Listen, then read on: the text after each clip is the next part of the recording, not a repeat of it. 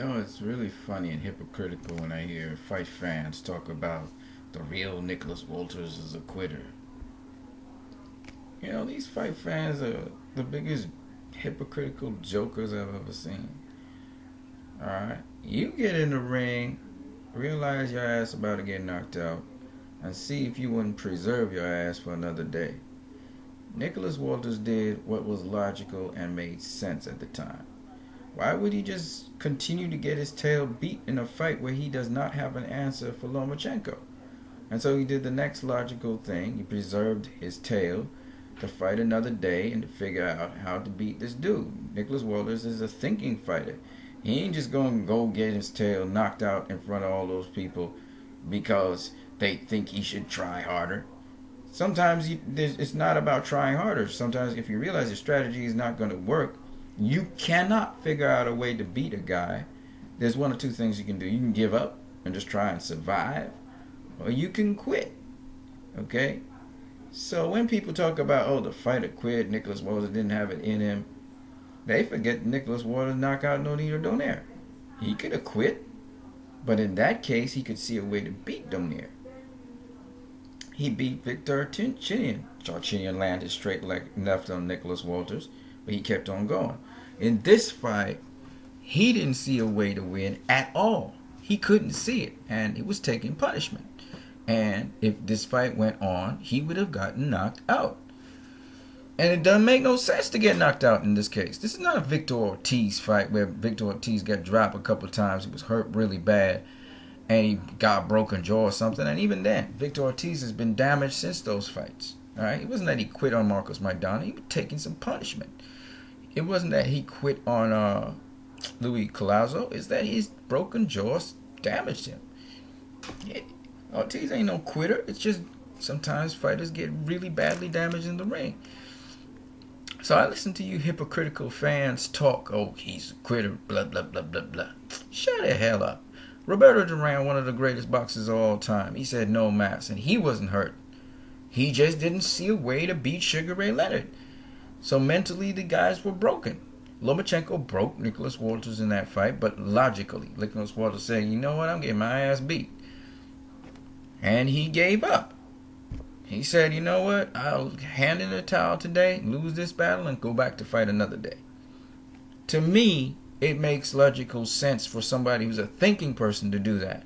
Roberto Duran realized he couldn't get his inside game on Sugar Ray Leonard. Leonard was keeping the distance on him and beating his tail up. Shit, why should I continue fighting? For the fans to see me get knocked out? Hell no.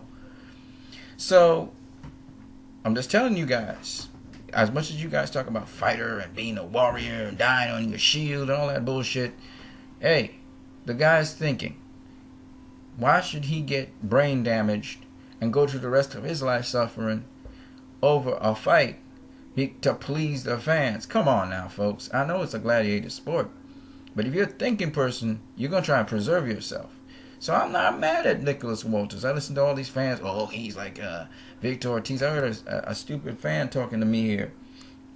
Again, no logical sense. Oh, Nicholas Walters, he's like Victor Ortiz. He's not like Victor Ortiz. This guy made a calculated choice, a calculated decision. I'm not proceeding on with this fight because I know how it's going to end. That makes sense to me. Okay, he didn't have a broken jaw like Victor Ortiz. He hadn't been dropped twice like Victor Ortiz. But he had enough common sense to say, I had enough, homie. Alright? And that's something 99% of you dumbass fans talking would do. You preserve your hide. So shut the hell up. Now, as to the other people who are making the assessment that a warrior dies on their shield, Roy Jones Jr. should shut the hell up. He should shut up. Because he was put to sleep. It wasn't like Roy Jones Jr. would love to fight and rise to another day. He was put to sleep, okay, a number of times. Right? I think he got up once though with Antonio Tarver. He just crumbled like a deck of cards, and he got back up wobbly and everything. Kudos to him for getting back up. But as far as I'm concerned, Roy got enough brain damage in him so he can't think that straight, okay? So I get where Roy, like he said, oh, I think that Andre Ward I think that Andre Ward lost that fight. I love Andre Ward. Yeah, you punch drunk, Ninja. You not thinking so straight anymore. You know, you taking a little too much on the chin, okay?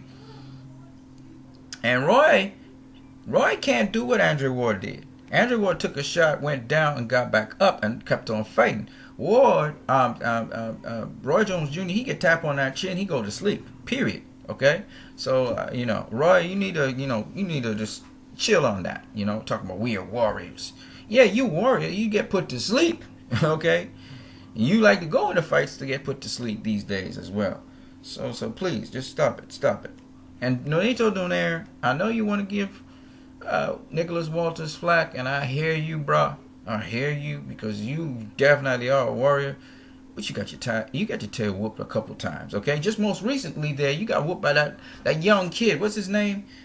Jesse Magdaleno. Didn't Jesse Magdaleno whoop your tail? So shut up. We know both y'all know what it is to taste defeat. Nicholas Walters decided to go a different route. I ain't mad at the dude, okay?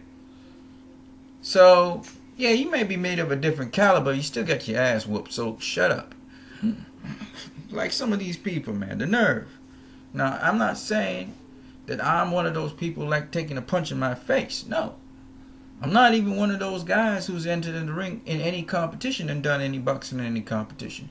But what's ridiculous to me is when I hear these casual fans. I mean, Roy Jones Jr., he can say whatever he wants because he done it all. Nonito Donaire, they can say whatever they want because they done it all. They've experienced it all. They get their tail knocked out. They did everything. They've had it all. Right? So they can talk. But you casual fans, shut the hell up. Shoot. It annoys me, man. You don't know what it takes. You don't know what's happening. You don't know if it's a calculated decision. And obviously Nicholas Walters in his corner said, you know what? There's a calculated decision. They decided I could valiantly go through this fight, but I can't even figure out the dude. And his coach obviously couldn't figure out what Lomachenko was doing. What's the sense continuing a fight like that? Right? To get knocked out? And what does that prove? It doesn't profit anybody anyway, shape or form. The guy can't figure out Nicholas Waters. He can't. Nicholas Waters can't figure out Lomachenko. Why would he go ahead now and get his tail knocked out on top of that? It don't make no sense. If you're thinking fighter, you're right. Now, you remember, Nicholas Waters got experience at Andre Ward. Sergey Kovalev, you know, he kind of knew who he was dealing with. Nicholas Walters, he didn't know what he was walking into. He didn't know. Right? And I'm telling you right now, Lomachenko crushed Nicholas Walters. Not crushed him mentally in the sense that Nicholas Walters won't fight to the finish and show heart in a lot of fights. Nicholas Walters has no idea what Lomachenko has done to him. All he knew, he was just collecting them lefts down the center. He would just see, Lomachenko would be in front of him, and next minute, a straight left was in his face. And he was like, what the heck just happened? That's what's happening with Nicholas Walters. Because Lomachenko, he would slide to the side after lead foot position and hit him with the straight left while he's moving to the side. Right? So Walters would collect that straight left, and he don't even understand what just happened. Right? So that's what was happening. He was bewildered. He kept like that straight left to the stomach, straight left to the head. It's called when you got lead foot position. You won't understand what's happening with you. Right? Lomachenko, he went and knocked out Rocky Martinez, with a two-piece. He caught him with the left first, and then he catch him back on the other side with the right. Knocked him out flat. Up to now, Rocky Martinez doesn't know what hit him. You know what I'm saying? Nicholas Walters didn't want that to happen to him. He was seeing punches. All he knew was he was punched. And he was too slow, and he was trying to figure out, he was going shots to the body, but he was paying for those shots to the body that he would drop. So, it wasn't that Lomachenko is exceptionally powerful puncher, but as you accumulate those kind of punches and Loma taught to take the pressure up, and you ain't even seeing where the punch is coming from, why would you stay in the ring? You don't stay in the ring while you confused. You confuse. And in the state of confusion for a fighter, they can quit on that. Okay? You confuse a fighter, they're not going to fight through that confusion. You understand what I'm saying? Some do. But it's a difference when you can see at least a possibility of winning, and you can't find an answer to a problem that you're facing. Nicholas Walters didn't know what to do, and his coach didn't know what to do. So obviously they're going to quit. Why would you take unnecessary punishment? Give the guy the fight. There's nothing else. What you gonna fight? Try to make it through the finish line? You're not gonna make it to the finish line if you don't even understand what's going on. All right. So I mean, for you guys who are talking, give Lomachenko his credit. Give Lomachenko his credit. Lomachenko made Nicholas Walters quit. Nicholas Walters may not quit for another fight. Nicholas Walters may go on to become a great boxer. But give the boxer his credit. See, that's the problem with you fans. You pick a side. If the side lets you down, you're looking for some kind of excuse. There is no excuse here. The fact was that Lomachenko made Nicholas Walters quit. Lomachenko was going to knock Nicholas Walters' ass out in the 9th round. I'm telling you guys, I watched the fight. I watched the 7th round and the 8th round when Loma took it up. Because he had seen, he don't even understand what I'm doing when I go weak side. He started to rack it up and started mixing up them punches and putting them combinations together on Nicholas Walters. He was going to run through him. He was going to run through him. Right? Lomachenko don't have that great power. He don't have that game-changing power. But he knows how to break down a fighter. And when he realized Nicholas Walters, and he only raised his level of game to the deficiency of Nicholas Walters. He didn't have to do much more. He was like, oh, this is going to be easy work. That's why at the end of the 8th round, he just kind of wagged his finger like, you're a waste of time, bro. You talking about all this you were going to do to me. You're a waste of time, bro. Right? Because he knew it was over. He had figured out Nicholas Walters. Nicholas Walters ain't got nothing to offer. Let me piece this guy up and get out of here and start something else. That was what basically going through Lomachenko's mind. Right? Because it was easy work for him. Nicholas Walters never made an adjustment to the southpaw or what the southpaw could do. So it was easy work for Lomachenko. All right? Now, some of you say, oh, because of that, Nicholas Walters, he nobody. He just a Victor Ortiz. Don't try to devaluate Nicholas Walters and what he has done. He knocked out Nonito Donaire. All right? That ain't something anybody had ever done before Nicholas Walters. Yeah, Rigondeaux beating him. Nicholas Walters knocked his ass out. You got to give Nicholas Walters his credit for what he has done in the past. Knocked out Darchinian. After that, everybody was knocking out Darchinian, right? Donaire first did it, but Walters was the second guy to do it. My point anyway is this.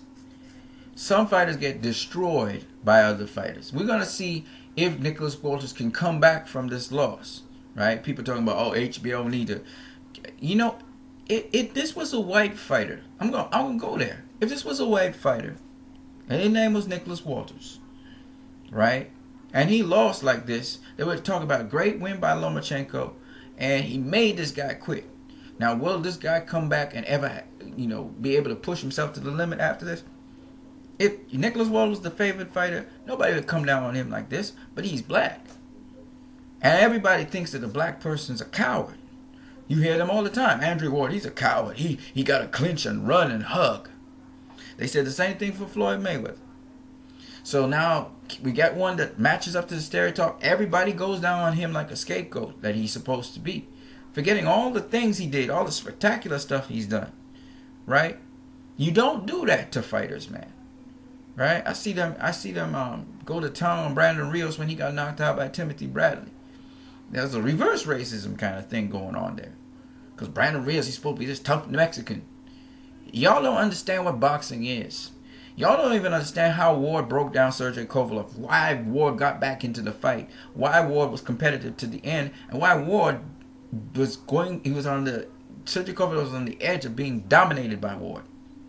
He was on the edge of being dominated by Ward. That was a 15-rounder. What Lomachenko did to Nicholas Walters, Ward would have done to Sergey Kovalev. But don't worry, we're getting a rematch, so we'll get all 15 rounds. And you'll see what I'm talking about. Because you guys don't understand boxing. You just don't. You feel everything's about power. You think everything is all feather-fisted. Lomachenko knocked out Nicholas Walters. Oh yeah, Lomachenko wasn't hurting Nicholas Walters. Yes, he was. Yes, he was. Okay? See, I wish Canelo Alvarez would fight Gennady Golovkin. Because Gennady Golovkin is seen as this big, tough, strong dude. I wish Canelo Alvarez would fight Gennady Golovkin. I wish so. Because Canelo is supposedly the smaller dude fighting the bigger dude. Because Canelo's not a middleweight per se. right? He's never really fought a true middleweight to start with. So I would love Canelo to fight Gennady Golovkin. I would love it. Oscar be ducking. Oscar be the one hesitating to have that fight happen. And a lot of people feel Golovkin's going to beat Canelo. What happens if Canelo stops Golovkin? What y'all guys going to say? Because I know a lot of people don't like Canelo for some reason or the other. I don't know why they don't like him. He's a cool dude. He never said nothing bad about nobody. Except for Floyd. He made excuses because he got his tail whooped. Comprehensively. Then he wants to talk about catchweight. Shut up, Canelo. Shut up. Because you want Golovkin to come down to catchweight too. So don't even go with that. You're the catchweight king actually right now. You took over from Manny Pacquiao. I'm just saying. No, I'm just being unedited here and I'm ranting. Because I'm just saying. What happens if Canelo does the unthinkable and knocks out Gennady Golovkin? What you guys going to say then? See, because this is boxing. This is not... You see, you guys think this is a strongman contest. You think it's about the guy that can hit the hardest and he's the toughest dude. You know what happens to those tough guys usually? They get knocked out. Dmitry Pirog is not known as a knockout artist. Right? And he faced Danny Jacobs when Danny Jacobs was supposedly the terror. He was knocking out everybody. And guess what happened? Guess what happened? Dmitry Pirog knocked out Danny Jacobs. Was Dmitry Pirog a fearsome knockout artist? No, he wasn't. What happened? Boxing happened. This is a sport called boxing. It's not called, I am the strong man who can knock out everybody. That's not what it's called. It's an art. It's a science. So, that's all I got to say on that. You guys have a great one.